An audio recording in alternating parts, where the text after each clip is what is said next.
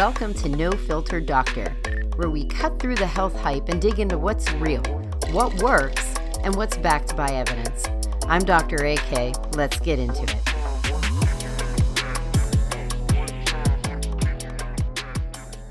Hey everyone, welcome back. Today, we are going to discuss the biology of aging. Now, I don't really have any myths to bust or any kind of controversies to cover, but there is some strategic reasoning as to why I want to talk about the biology of aging. This falls under the category of longevity, and the field of longevity leaves a whole lot of space for scam artists. And what I mean by that is they use a lot of terminology and words, and it just sounds so important and so interesting and so correct. So I want to take the time today to go through that language. I want to talk about the 12 hallmarks of aging. I want to go through a little bit of the evidence and basically arm you with the information that you need so that the next time you are approached by any of this, whether it's social media or someone else who's chatting you up, you will have the background information that you need to be like, this sounds like complete nonsense. Or, you know what? I think this person actually might know what they're talking about. Let me engage in this. Some of the terminology is really technical, and I would never expect anyone without a medical or biochemistry degree to really know any of it. So I really want to break it down and kind of create these little digestible chunks of information that will stick with you. When we think of aging, we often picture wrinkles and gray hair, and while those are external signs of aging, there's a lot that goes on the inside in terms of biological processes.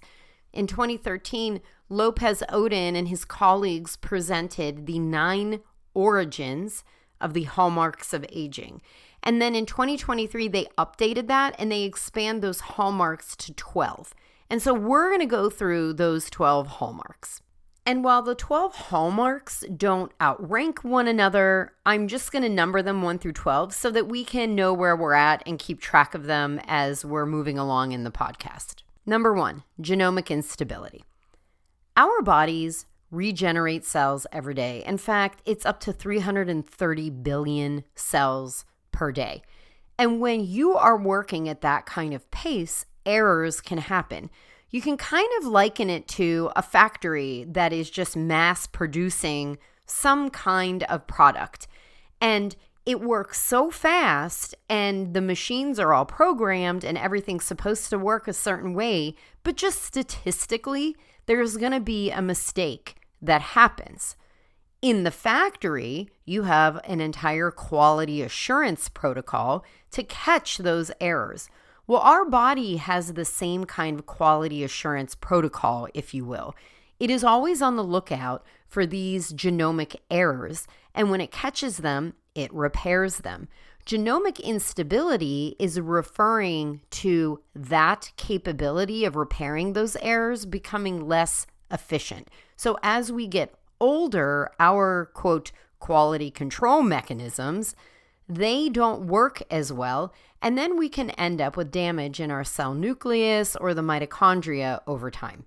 Number 2, telomere attrition. If you go back to the blog where we talked about genetics versus epigenetics, or even the podcast, that one's on podcast as well.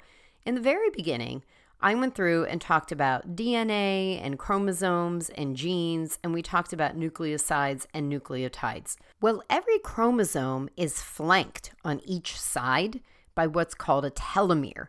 And a telomere is a protective cap of nucleotides. And the reason that happens is because every time our cells replicate, like from the moment we are conceived, not even born, from the moment we are conceived, every time our cells replicate, there's a teeny tiny bit of that chromosome that does not get replicated. So what our body did was it just put a bunch of these nucleotide sequences on the ends so that whenever the chromosomes replicate, that little bit gets cut off, but none of the genetic information that really matters gets cut off. Well, as we age, that telomere, that capping, gets shorter over time. The theory is, as these telomeres shorten, we start to develop age-associated diseases, and those cells are not able to regenerate, and they actually experience cell death instead. Number 3, epigenetic alterations. I really should just refer to the podcast on genetics versus epigenetics, but I'm not going to do that. So, based on our environmental exposures and our lifestyle, our DNA can undergo molecular alterations.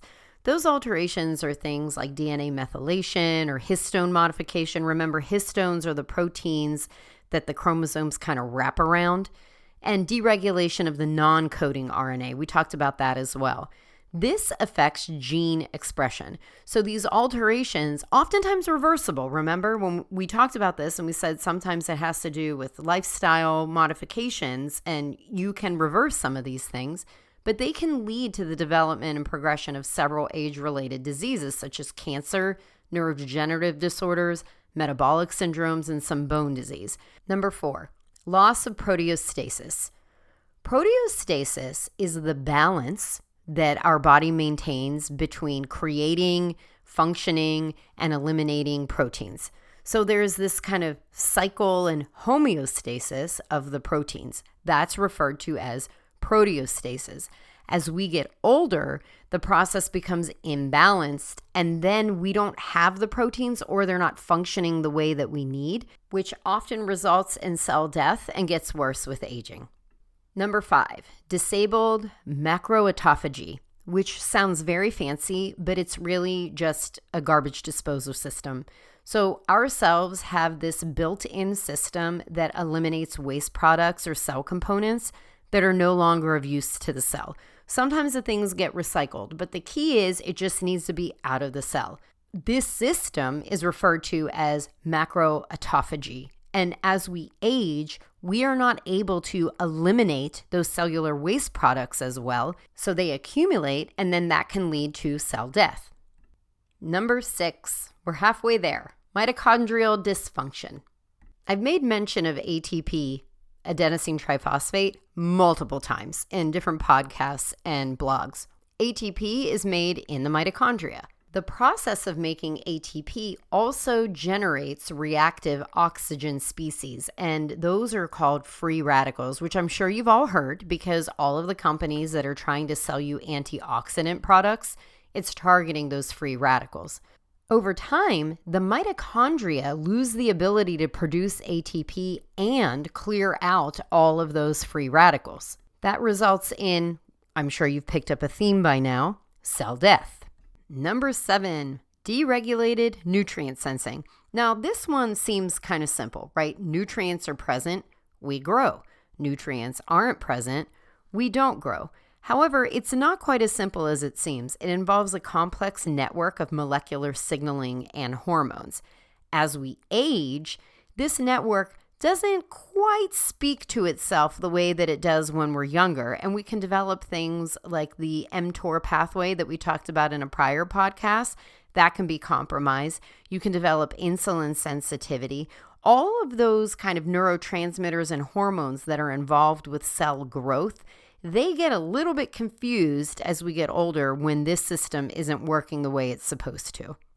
Number 8 is cellular senescence, and this is just rude. So a senescent cell is one that's no longer growing. It's actually not doing anything helpful. It's just chilling and releasing inflammatory signals. We have senescent cells when we're younger. The difference is there's only a couple of them, and the immune system comes up and gobbles them up.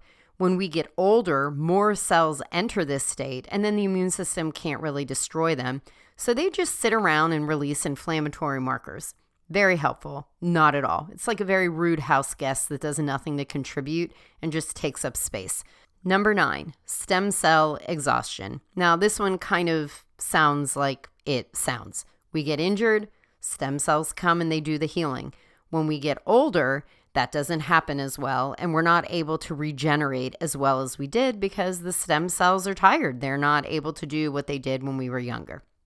All right, guys, we're so close to the end here. Number 10, altered intracellular communication. Our cells speak to one another through a very complex signaling pathway, and as they get older, they're not really good at speaking to one another. And we don't really know what triggers this. We just know that it seems to be something progressive that occurs over time, and the cells just can't talk to one another. Number 11, chronic inflammation. So inflammation with aging has actually been deemed inflammaging, which is a systemic inflammation and circulating inflammatory markers that increase with age. I mean, they just made it like a nice fancy word because it is really prevalent. And this is one of the newer ones that has been added. And we know these increases of inflammation are associated with compromised immune function as well. Last but most certainly not least is number 12, dysbiosis. We know that the gut microbiome impacts our overall health. And a, quote, healthy gut, we've talked about this in the past, is really one that's very diverse in microorganisms. And this gets established early in childhood.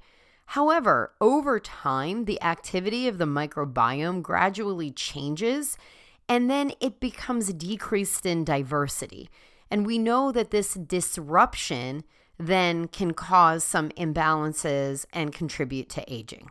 As I said before, I went 1 through 12 just to kind of keep track of things, but these are all overlapping with one another. So while it is a hallmark of aging in and of itself, it can also contribute to the other hallmarks of aging. They're all very interrelated. And I don't want to be a Debbie Downer or leave you hanging. So let's talk about a couple things that we know that work in terms of slowing down some of these hallmarks of aging. You're not going to like it, and some of you are going to get mad at me because I know you want me to spill the beans on some kind of amazing biohack that's out there or some supplement that you need to eat, but that's actually not what is proven. There's 2 things that are actually proven to slow down these hallmarks of aging. The one is caloric restriction, and the other one is exercise. Caloric restriction is defined as sustained reduction in energy intake without malnutrition. So you're not sacrificing your nutrition. It really involves eating foods that are highly nutritious and eating them in moderation. There was an article published in JAMA just this year that looked at caloric restriction, and it demonstrated increased autophagy, decreased reactive oxygen species, decreased inflammation, decreased cellular senescence, increased DNA repair, and preserved mitochondrial function. The calorie trial, spelled CALERIE, was published in The Lancet in 2019, and it demonstrated similar findings. That was a 2-year study of calorie restriction and cardiometabolic disease, and found that a diet with a 25% reduction in calorie intake was associated with a reduction in biological age, upregulation of autophagy, DNA repair, and downregulation of inflammatory pathways. And this was independent of weight loss or diabetes status. So what this translates to is not starving yourself and denying yourself calories you need. It translates to meeting your body's metabolic demands with nutritious food in moderation, also known as not shoving food in your face at the all-you-can-eat Chinese buffet. And I'm not knocking the Chinese buffet for all of you buffet lovers, but I am saying you don't need to eat so much food to the point where you can't take a deep breath or you need someone to rub your belly. That is just over the top. That is absolutely not caloric restriction. It is 100% pro-inflammatory, and you are giving fuel to all of the hallmarks of aging. When we're talking about exercise, we're not really talking about kind of weekend warrior stuff. We're talking about regular physical exercise. Exercising can reduce oxidative stress and inflammation, enhance mitochondrial function, promote autophagy, and modulate the signaling pathway. It also combats other age-rated declines by improving cardiorespiratory fitness. You can increase your muscle mass, your vascular function improves, and there is an increase in cognitive performance. In fact, a study published this year demonstrated that moderate to vigorous physical activity is independently associated with anti-aging epigenetic changes and younger biological age, regardless of age, sex, or BMI. And don't be surprised to hear that if you optimize the other pillars that fall under the umbrella of lifestyle medicine, you also gain anti-aging properties. They're not as profound as caloric restriction and exercise, but they still offer benefit. While we do know a lot and we've learned a lot regarding the aging process, there is still a ton that we do not know. And one of the many problems is that the studies for anti-aging, those biological studies, molecular biology, biochemistry studies, they're not done on humans. They're done on fruit flies, earthworms, mice, and these are all organisms that can be genetically modified. They have a much lower lifespan than we do as humans. You can also knock out certain genes and certain proteins in these organisms. Then these experiments are done and we see, hey, well, what happens as a result of these modifications? And while the studies do provide a starting point of, hey, maybe this might work in humans, they're not human studies. And we can't really conduct them in human studies. You can't really knock out a functioning gene in a human. That is completely unethical and it is absolutely illegal. I know you would love for me to say that alpha-ketoglutarate or NAD or urolithin A or spermidine, growth hormone, rapamycin, they can all make you live to be 120 years. That is definitely not the case. And I'm not even really sure what benefit they do add. I'm not saying they don't. I'm just saying I don't know what they can add. And the reason I don't know this is because nobody knows it. The human studies aren't there. And this is not me hating on supplements. I've told you all plain as day, I supplement with creatine. I've told you all that I take extra protein. So I'm not an anti-supplement. I'm just not all for this biohacking and jumping on the bandwagon of all of these things because I don't know if they work.